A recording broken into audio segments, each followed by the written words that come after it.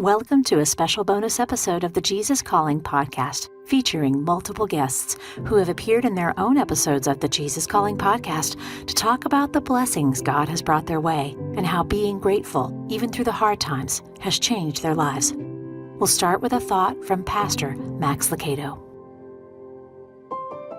We can discover a happiness that's not dependent upon circumstances.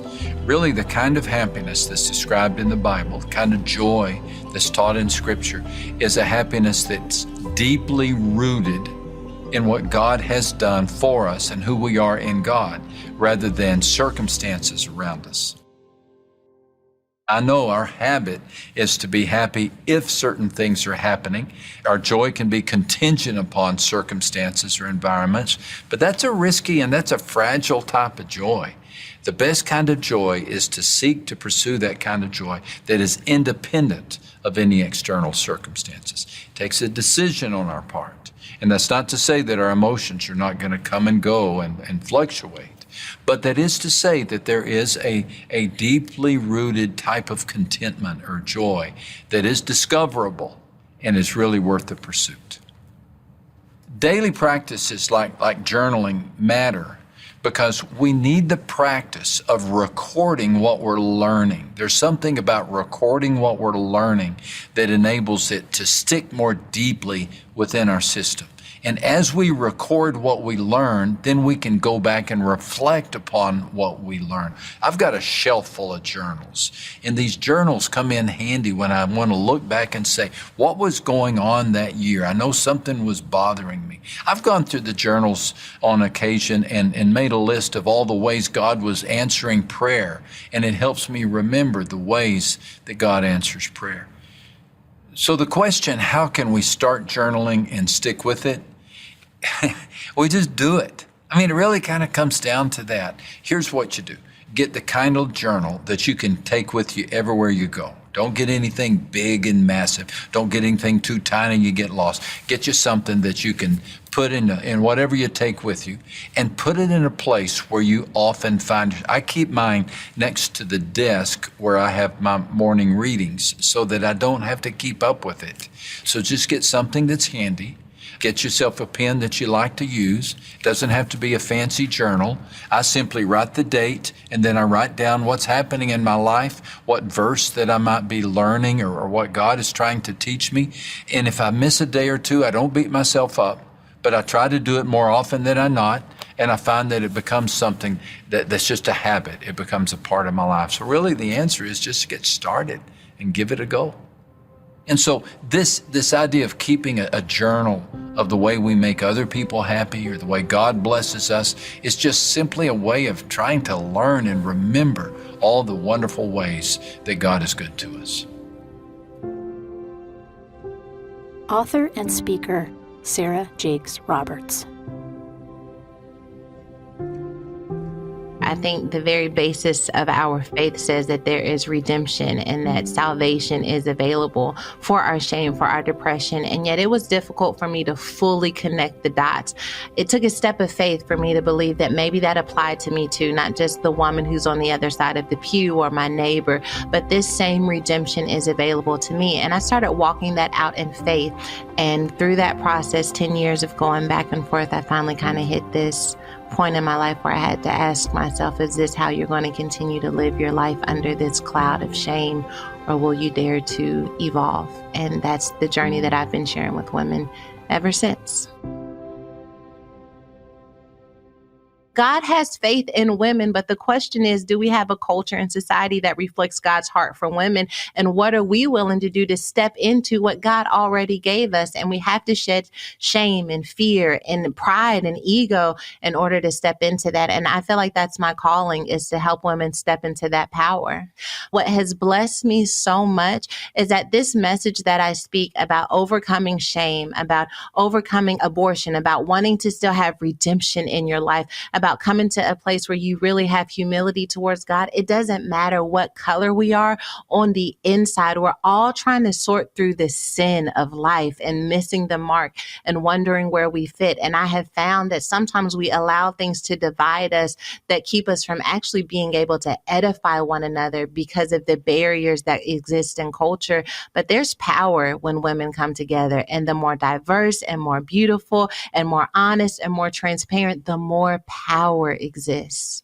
And I believe in every woman, there is an Eve and a Mary. And my goal is to make sure that maybe you're Mary when it comes to business, maybe you're Mary when it comes to your marriage, but maybe you're a little Eve when it comes to your diet, or you're a little Eve when it comes to your parenting or dealing with your shame. But I believe every part of us can make our way to that divinity where we are able to manifest God's vision for our life. We have such a culture that pushes us on self-care. You gotta get your nails done. You need to work out. You need to take care of yourself. They call that taking care of yourself. For me, what's most important to me is soul care. That's taking 10 minutes when I can find it in the morning and being present with God. God's presence is always available to us, but sometimes we are present in our life so much so that we miss out on God's presence. And so I take as much time as I can. Sometimes it's 10 minutes, sometimes it's an hour, and I choose to be present with God. But there are moments, even when I'm driving in my car, where I don't just let myself just drive. I choose to be present with God. And in that time, I'm able to center myself. I'm able to tap into His peace, into His power, into His vision and bread, that daily bread for the day. I love Jesus Calling and devotionals like this in general, because one, it gives us something to look forward to. A lot of times we feel like we want to be closer to God, but we don't know how to start. And I don't know what I'm looking for when I read the Bible. But to have this guided assistance, and this is for someone who is a Bible scholar or someone who is brand new to the faith, to be able to look at the scripture from a different perspective and to come to it every single day and be reminded of the promises of God, the ability that is available to us, I think is so powerful. Actor and author Matthew McConaughey. I was the youngest son of three. I have two older brothers. Pat's my older brother, who's 57 or 58 now. And then Mike Rooster's the oldest one, who's 64 or 65. We were raised Methodist, went to church every Sunday. We're pretty active in the youth groups on Sunday evenings and sometimes Wednesdays. We always, what has become an extended church is we always went around the horn and said our prayers of gratitude before meals, which I still continue to do that to this day.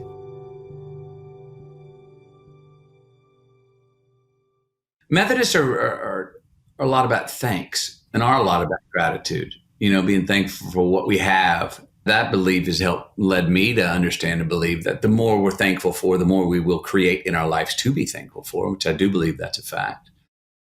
We have what's called a gratitude circle, where everyone goes around and says something they're thankful for out loud. These kids did not want to say out loud something they're thankful for. Number one, that ain't cool, right? And they felt pressure. Until one day, Camille and I were in the gratitude circle, and I noticed they were all just kind of going, "Oh, I'm thankful for the Just Good Living program." And the next one would mumble the same thing. "Oh, I'm thankful for the Just Good Living program." And the next one would mumble the same thing. And I was like, "Oh, I feel like these kids are feeling like there's a big weight on them to reveal some deep thing in their soul." And I was like, "I got to pop this proverbial bubble here." And it got to me in the thank you circle, and I said, "I'm thankful I woke up this morning and got a great smooch from my wife." And all of a sudden, I remember saying, "Hey, you can be thankful for little fun things." And so all of a sudden they go, "I'm thankful Halloween's coming up. I'm going to get some candy." Another one said, "I'm thankful, I got a new pair of shoes and it's hot." And I was like, yes. Well, what happened once they started to share these light, fun things? I'm thankful it's Friday, whatever. They then started to reveal these deep things. My grandmother got out of the hospital. My sister is doing better than she ever has with her diabetes. My dad got a job. And all of a sudden they started to reveal these things. And then the biggest compliment of that is that now kids come over and go, "Oh, what I love about the gratitude circles, I'm hearing my peers say thank you for things in their lives that I have in my life that I've always taken for granted and never said thank you for." To see a young man or woman come up with bright eyes and wet eyes and go, thank you so much for this class. It has changed my life. It's changed how I respect myself, how I respect my mother, how I respect my brothers. It's opened I had never left my neighborhood before. And you guys gave us a field trip where I got to go to the beach and clean up a beach. I'd never even seen it. And I was only 20 miles from it and I haven't seen it in 15 years. And now I got to go. You've opened my eyes to how big this backyard is in the world that we live in. And now I'm thinking about, applying to colleges that maybe aren't even right down the street, because I've got new courage to do that, to dream. Thank you for these speakers that come talk to us and open up our eyes. And I can see myself in them and hear how they got back on the right track when they were on the wrong track. So that feels really good to me. Singer and author Ellie Holcomb. I found a lot of comfort and hope in being able to come as I am, whether it's with fear or doubt or suffering or questions or joy, and just to say, God, here I am. I feel like a mess. But I am so grateful that because of Jesus, we can come as we are with all of our mess before you and pour out our hearts to you. We got that call that nobody's ever ready for, that the test came back positive, and that my dad had cancer. And my dad was actually producing the record, so we were in pre-production.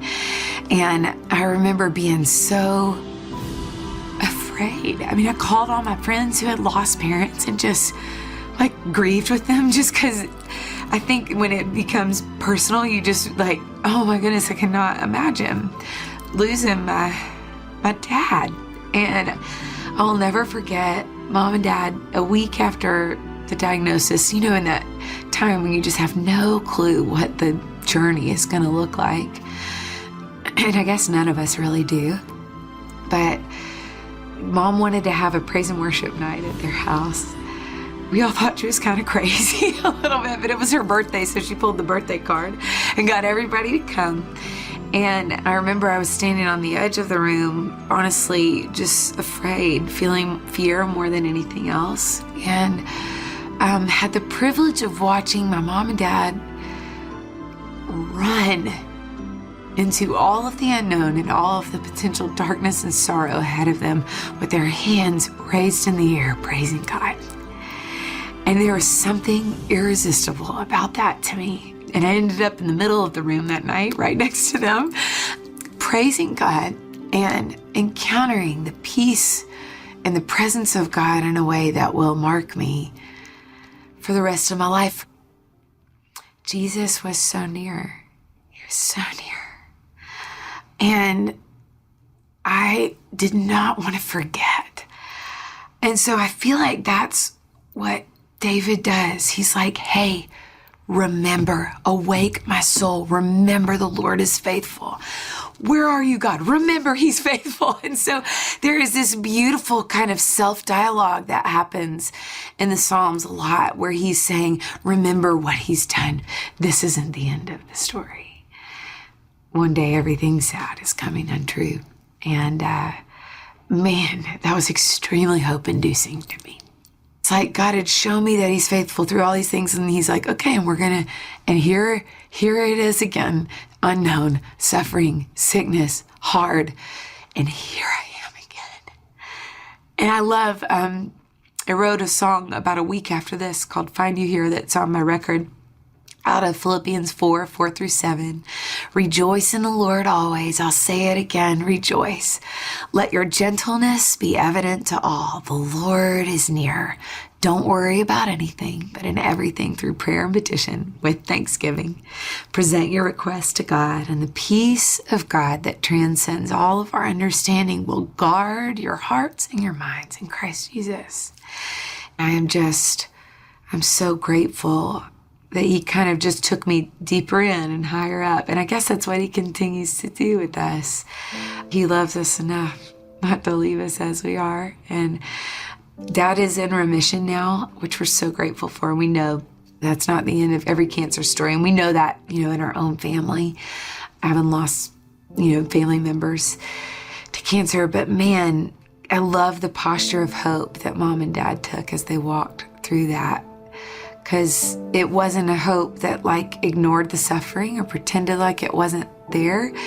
It was a hope that looked at the suffering dead in the eyes and says, we see you, but Jesus died on the cross and he walked out of the grave, and we know that this suffering isn't the end of our story ultimately. And I'm so grateful for that tangible experience of that hope. Hall of Fame quarterback Kurt Warner. I was fortunate to have a lot of success in the game, but the biggest part of things is how many people can associate with my story and the fact that life doesn't always play out as you want it to, and sometimes there's struggles and perseverance that you have to have along the way to ultimately accomplish your goal. So through all those ups and downs, finally got that second chance in the league and was fortunate to turn it into a pretty good career and finishing up just a couple years ago by being selected into the Hall of Fame. It's amazing. You know, the Bible tells us that God works all things together for good of those who are called according to his purpose. You know, I just remember thinking, well, this sounds really good, but what in the heck does that mean as you're going through, you know, all these trials and these struggles and all these speed bumps in life? And it's amazing that oftentimes I don't think we really understand that verse until we're 5 years removed or we're 10 years removed, and we can look back and go, aha, now I see what God was doing there. And now I see how he worked that together for good. And that's very much how I look at, you know, my career and my journey. I can't tell you how many times I sit back and go, why me? You know, why couldn't I have been the top draft pick? You know, why couldn't it have been easy for me? Why did I have to go through all these hoops and go through all these struggles to get to that point? And then I look back now and ask the same question, like, why me? God, why did you choose me for this story that no one else will ever have? You know, this unique story that has a chance to impact more people because of the journey than anything accomplished on the field. And I think so often, even when we're doing devotionals and even when we're trying to connect to God, he just seems so far away, you know, that we're trying to bring light to him or bring a voice to him through the words of other people. And that's actually how I heard about Jesus Calling the first time. Is somebody sent me a copy of it and said, hey, check this out. This is a devotional that's a little bit different than probably what you've used up to this point. Give it a shot. And, you know, that's been a huge blessing in all of this as well. It's gone a long way in helping me with my faith journey as I've been challenged by different things and encouraged by different things. And I'm just going to read a little bit of this because it's my birthday. And so it spoke to me. That just starts out by saying, thank me for the very things that are troubling you. And, you know, I just think that that first line, when you look back at my journey, and, you know, so often, you know, you're going through all these trials and struggles, and I'm just going, you know, God, why? You know, why am I going through all these things? It was much later where I came to the point where it was like, hey, God, thanks for all those things. You know, thanks for all those trials and struggles that I went through, because it really shaped who I was and shaped my journey. But it says, thank me for the very things that are troubling you. Thankfulness awakens you to my presence, which overshadows all your problems. And just, again, to me, it hits home because it's my birthday, but it's my journey. And I think it's so many of our journeys is that, you know, we'd like to think that life's going to be perfect and everything's going to work out in our favor and everything's going to be roses, even when we commit our life and we try to walk by faith. But I think what life tells us is that there's a lot of things going on in this world, and there's a lot of people, and there's a lot of forces working against what we're trying to accomplish, that there are going to be struggles and there are going to be trials. And it's amazing to step back and go, you know, God, I don't know what you're doing in the midst of this trial, but thank you for it, because I know in this you are going to do something that's unique and special. Former Army Captain Harold Earls.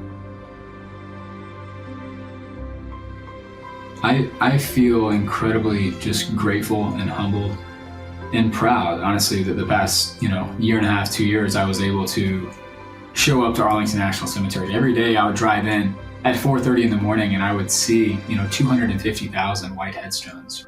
Everything that makes me proud to be in America and I would see on a daily basis. And so for me to have the opportunity to serve there with just an extraordinary group of young men and women has honestly been a highlight of my life so far, and something that I am thankful for. The Tomb of the Unknown Soldier, it's humbling when you see it every day. I mean, it never got old. It was incredibly humbling. And I think everyone who goes there realizes that people sacrifice so much for you to be where you are, right? That this country has, although we have our flaws are still worth fighting for. This still is the greatest country on earth. Every morning, so I would show up to work at 5 a.m. stat, I would do PT, and then immediately following that, I would always do a devotional. The reason I think it's so important is to start your day off right. And that's something that I've had to work at, because I'll tell you, when you start your day off with Jesus calling and with prayer and with devotions, there's just something about your day. It has your eyes immediately fixed on him. No matter the challenges you face, the leadership struggles I would face at the tomb, I always had it fixated on God from the very beginning. We are tasked by Congress to maintain the highest standards and traditions in this nation. And the reason we do that is because of the unknowns. The unknowns that are on the plaza, that are on America's most hallowed ground. They give up everything, right? We don't know their faces. We don't know their names. Their families will never know who they are. And so we put forth everything we had every single day. We've been guarding 30,000 consecutive days. And the reason we do that is to bring them honor, right? And that people, men and women that were so brave, right, that we don't even know who they are, made those sacrifices for you and I, so that we could have, the religious freedoms that we have, so that we could worship the God that we worship, so that we can go to church on Sunday and say, pray Jesus in public. I feel just honored and grateful that I got to be there for the time that I did. Actress, producer, and singer Rita Wilson. My faith has evolved as I've gotten older because, for one thing, it's different. It's not the same as when you're younger, because the things that you think you want when you're younger are very different. And having been blessed with really an extraordinary life, you almost become more thankful. You can't take credit for it in a way. I feel like everything that I do, anything that good that is coming out of it, I believe is from a higher power. I'm a big believer in prayer. Well, it's the way I start my day. So I don't get out of bed without saying a prayer of gratitude. It's funny because it's like, are you getting bored hearing all this? Because it's like, I'm thankful for this and I'm thankful for that. And I just go through my list and I pray for the people that are, struggling or need a little bit of extra support. But I really do start my day with a prayer of gratitude. And I'm saying prayers throughout the day. I think everybody, or not everybody, but a lot of people do that. So for me, it's just a part of my day, really. So the first copy of Jesus Calling was a gift to me by my friend Faith Hill, and it was the leather-bound one. I still have it. And then I think I told Kristen Chenoweth about it, so she now has it. And it's so funny because sometimes now that we have the app is great too because it's with you everywhere. But now that there's the app, I will send quotes back and forth to my friend. Have you read Jesus Calling today? How about this quote? Because there's always, it's like, I don't know, crazy that sometimes you'll read the passage from the day and it's exactly what you need to hear that day.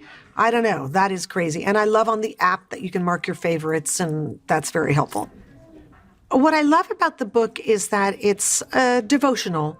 Like, there are so many different devotionals, meditative devotionals, spiritual devotionals. But for me, what I love about it is that Sarah Young, the writer, has basically taken her own sort of meditations on Scripture and made them into a way that feels very accessible and very manageable, so that it's personal in a way, and it makes it feel more connected than just reading Scripture. And the older I've gotten, I think it's about much more of a trust and much more of a faith that things are going to be okay. One of my favorite quotes in the Bible, it's in the middle of a longer quote, but who by worrying could add 1 hour to their life? And that has given me a lot of peace, because you can spiral into the craziest sort of thoughts. And when you let go of that piece of it, it's very, very helpful. This is from March 23rd. I am a God of both intricate detail and overflowing abundance.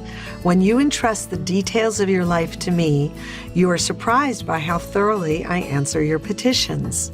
I take pleasure in hearing your prayers, so feel free to bring me all your requests. The more you pray, the more answers you will receive. Best of all, your faith is strengthened as you see how precisely I respond to your specific prayers. Because I am infinite in all my ways, you need not fear that I will run out of resources. Abundance is at the very heart of who I am. Come to me in joyful expectation of receiving all you need, and sometimes much more. I delight in showering blessings on my beloved children. Come to me with open hands and heart, ready to receive all I have for you. So good. I like the psalm that goes along with this too, because it says her in it. I will bless her with abundant provisions. Her poor will I satisfy with food. Thank you, Psalm 132:15. Thank you for listening to this special bonus episode of the Jesus Calling podcast about blessings and gratitude. Also, be sure to check out the new prayer devotional from Sarah Young, Jesus Listens, now available everywhere. If you like what you heard during this episode, be sure and subscribe to the Jesus Calling podcast wherever you get your podcasts so you can hear the full stories from each of these guests and many more. Plus, you'll be alerted about each of these monthly bonus episodes. For more information on Jesus Calling and Sarah Young, please visit jesuscalling.com or join the conversation on our social media channels, Facebook, Instagram, Twitter, Pinterest, and TikTok.